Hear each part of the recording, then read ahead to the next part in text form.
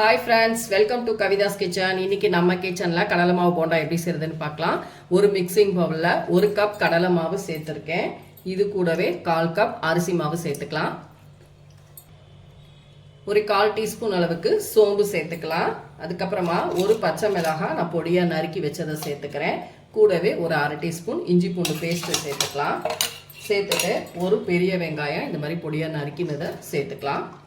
அதுக்கப்புறமா பொடியா நறுக்கின கருவேப்பிலை மல்லி இலை, ஒரு 1/4 டீஸ்பூன் அளவுக்கு பெருங்காயத்தூள் சேர்த்துக்கோங்க. அதுக்கப்புறமா ஒரு 1/4 டீஸ்பூன் அளவுக்கு அதாவது ஆப்ப சோடா அது சேர்த்துக்கலாம்.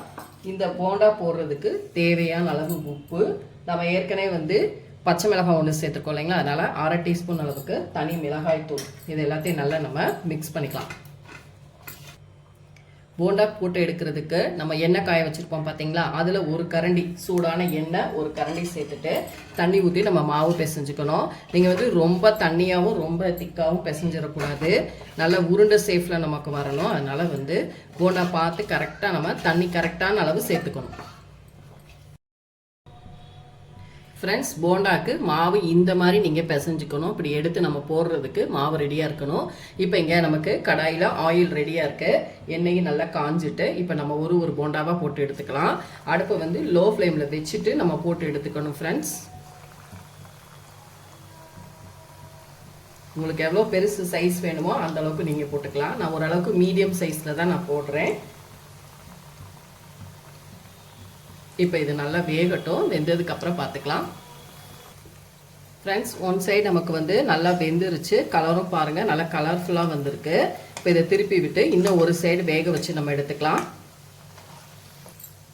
ஃப்ரெண்ட்ஸ், நமக்கு பாருங்கள் இன்னும் ஒரு சைடுமே சூப்பராக வெந்துருச்சு, நல்லா கலர்ஃபுல்லாக இருக்குது. இப்போ இதை நம்ம ஒரு பிளேட்டுக்கு எடுத்துக்கலாம். மீதி இருக்கிற மாவுலையும் நம்ம போண்டா போட்டு எடுத்துக்கலாம். ஃப்ரெண்ட்ஸ், பாருங்கள் சூப்பராக நல்லா கிறிஸ்பியாக நல்லா சாஃப்டாக உள்ளெல்லாம் நல்லா வெந்திருக்கு, மேலேயும் நல்லா கிறிஸ்பியாக அருமையாக வந்திருக்கு. கண்டிப்பாக நீங்கள் ட்ரை பண்ணி பாருங்கள். இதை ஒரு ஈவினிங் ஸ்நாக்ஸாக நீங்கள் ட்ரை பண்ணலாம். இந்த ரெசிபி பிடிச்சிருந்தால் லைக் அண்ட் ஷேர் பண்ணுங்கள். மறக்காமல் கவிதாஸ் கிச்சனுக்கு சப்ஸ்கிரைப் பண்ணிக்கோங்க. கூடவே பெல் பட்டனை கிளிக் பண்ணுங்கள். அப்போ தான் நம்மளோட வீடியோஸ் எல்லாமே உங்கள் நோட்டிஃபிகேஷனுக்கு வரும். கண்டிப்பாக கடலை மாவு கேஸ் பிடிக்கும், அதனால் நீங்கள் இஞ்சி பூண்டு பேஸ்ட்டு சேர்த்துட்டு பெருங்காயத்தூள் சேர்த்துக்கோங்க. ஃப்ரெண்ட்ஸ், ஓகே ஃப்ரெண்ட்ஸ், அடுத்த வீடியோவில் உங்களை சந்திக்கிறேன். தேங்க்யூ.